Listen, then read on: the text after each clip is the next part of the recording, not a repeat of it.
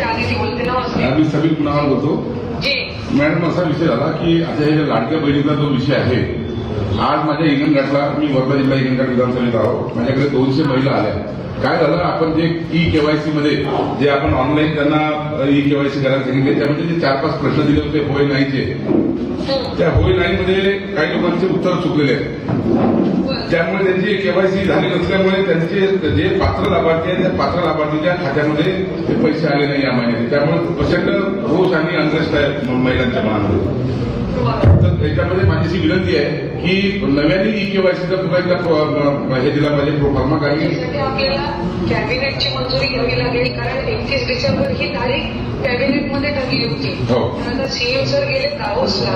ते आल्यानंतर मी त्यांच्यासोबत त्याची चर्चा करते आणि कॅबिनेटमध्ये आम्ही त्या पद्धतीनं त्यांच्याकडे हे करतो. पण आता ते एक विनंती अशी आहे की जोपर्यंत आता ते हा पुढची केवायसी होत नाही तोपर्यंत तुम्ही ऑगस्ट-सप्टेंबरमध्ये जे पैसे पाठवले लाडक्या बहिणीला तोच धरून तुम्ही नोव्हेंबर डिसेंबरचे पैसे पाठवा.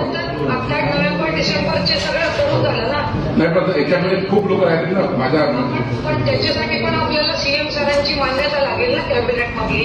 तर ते आम्ही करतो ना. साहेब आता दावोसला गेले. वन्स ही कम्स बॅक त्याच्यानंतर आम्ही साहेबांना हे करून करतो. माझ्याकडे त्या संदर्भातल्या भरपूर तक्रारी आहेत. आम्ही पण त्याचा प्रस्ताव तयार करतोय. पण त्याला सरांची मान्यता घ्यावी लागेल. तर आपण करतोय. आपण महिला वगैरे नवसा पण करतो. रोकठोक महाराष्ट्राला सबस्क्राईब करा आणि बेल आयकॉनवर क्लिक करायला विसरू नका.